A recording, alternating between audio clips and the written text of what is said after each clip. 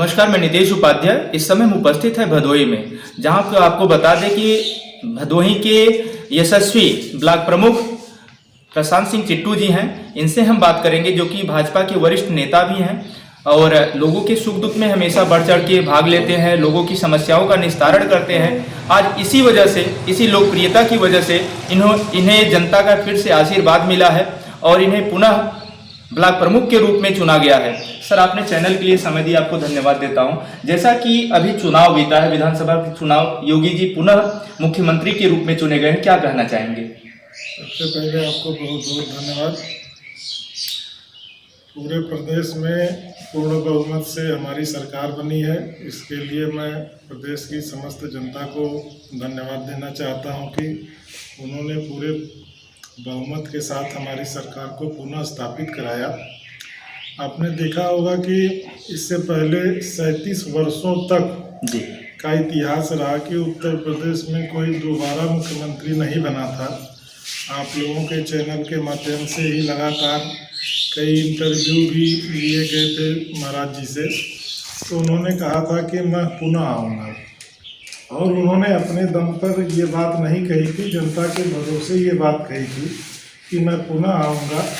विकास कार्य को और अपराधियों के खिलाफ जो बाबा जी का एक एक्शन लेने का तरीका है कि ये प्रदेश गुंडा मुक्त रहेगा, भय मुक्त रहेगा, वो काम जो वो करते आए उसका लाभ उनको बहुत बड़े पैमाने पर मिला और जनता ने खुशहाली के लिए, प्रदेश की बहाली के लिए भारतीय जनता पार्टी का साथ दिया और सरकार बनाने का काम किया।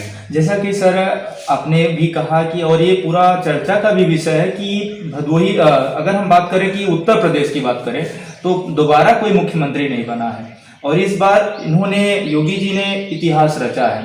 तो क्या आपको लगता है कि जो भी अभी आने वाले दिनों में विकास कार्य अवरुद्ध रहे हैं उसका संपूर्ण विकास कराया जाएगा? और सबसे बड़ा मुद्दा राम मंदिर का रहा है, काशी विश्वनाथ कॉरिडोर का रहा है, तो क्या इसका भी एक लाभ मिला है लोगों को?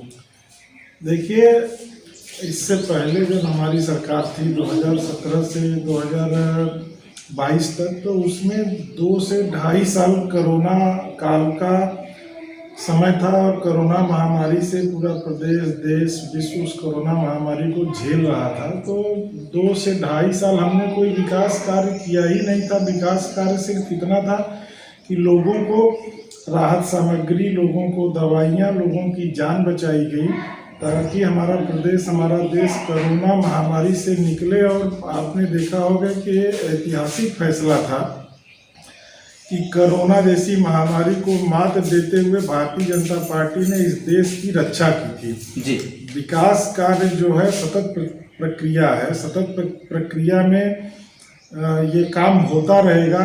जो भी वादा उन्होंने इस पिछले कार्यकाल में किया था उसको भी पूरा किया था। जो थोड़े बहुत काम अधूरे रह गए हैं, जो इस बार का मैनिफेस्टो जारी हुआ है, हमारा पार्टी का जो एजेंडा है, उस पर 100% काम कार्यकाल पूर्ण होने से पहले हो जाएगा। एक चर्चा चला है कि आपके द्वारा भदोही के विकास के लिए, खास करके अगर युवाओं के विकास के लिए बात करें, तो एक स्टेडियम का निर्माण करवाया जा रहा है, तो क्या कहना चाहेंगे उसको?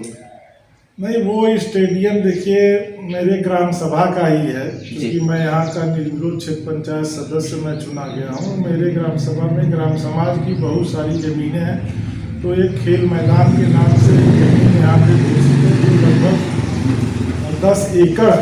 तो उस खेल मैदान में खेल कूद के लिए, चूँकि यहाँ के युवा जो है, जो सुबह चाहे रनिंग करते हों, चाहे जो है क्रिकेट खेलते हों, चाहे वॉलीबॉल खेलते हों, जो भी एक्सरसाइज के लिए वो खेल मैदान में जाते हैं, तो उनको इससे पहले दूर जाना पड़ता था।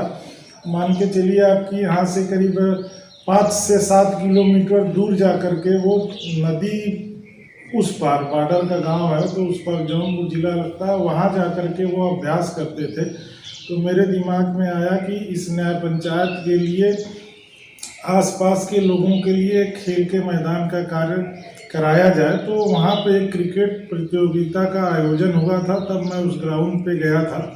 तो मैंने उस ग्राउंड को देखा, तो उसकी घोषणा की और उसको प्रस्ताव में डाला है। उसका कार्य अति शीघ्र शुरू हो जाएगा। युवाओं के लिए, खास करके युवा आपको रोल मॉडल के रूप में भी देखते हैं। कारण है कि आप उनके सुख दुख में हमेशा बढ़ चढ़ के हिस्सा लेते हैं और उनके मार्गदर्शन के रूप में आप रहे भी हैं।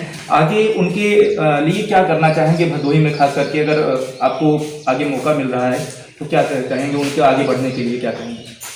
देखिए, हम भी अभी युवा है जी जी, और युवाओं का हमें भरपूर साथ मिला, तो मैं युवाओं के साथ कंधे से कंधा मिला करके चलूँगा। देखिए, नैतिक जिम्मेदारी ये होती है कि अपने देश का, प्रदेश का कोई भी युवा जो जिस क्षेत्र में है, पढ़ाई के क्षेत्र में है, खेल कूद के क्षेत्र में है, राजनीति के क्षेत्र में है या सरकारी नौकरी के क्षेत्र में, जिस भी क्षेत्र का युवा हमसे जुड़ा है, मैं उनके भविष्य की शुभकामना करता हूं और ये आशा करता हूं कि मुझसे जो हो सकेगा मैं उस युवा के लिए, अपने जनता के लिए, अपने जनपद वासियों के लिए मैं हमेशा तत्पर रहूंगा। जहां उनको मेरी आवश्यकता है मैं उस जगह उनके साथ तन मन धन से खड़ा रहूंगा और ये चाहूँगा कि उनका विकास हो, युवाओं का विकास हो, प्रदेश का विकास हो, देश का विकास हो। आखिरी प्रश्न सर, पर्व है होली का, रंगों का त्यौहार है, समस्त जनपद वासियों, प्रदेश वासियों से आप क्या कहना चाहेंगे?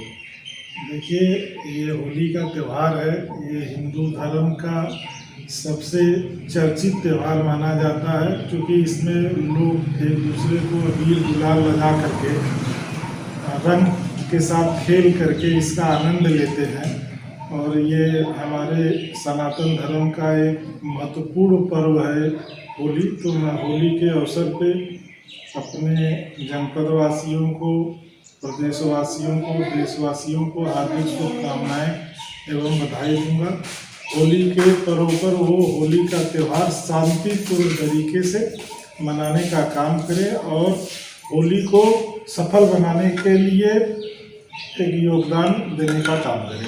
तो आपने सुना लोगों के सुख दुख के साथी और युवाओं के साथी और भदोही के विकास के लिए हमेशा तत्पर रहने वाले ब्लॉक प्रमुख प्रशांत सिंह चिट्टू जी का, जिनका कहना है कि योगी जी का दोबारा बनना यहाँ पे एक ऐतिहासिक रहा है और आने वाले दिनों में भदोही के विकास के लिए जो भी अभी अपूर्ण कार्य पड़े हैं उसको पूर्ण कराया जाएगा और जो भी उनसे पड़ेगा कार्य लोगों के हित के लिए वो हमेशा तत्पर रहेंगे। नितेश उपाध्याय की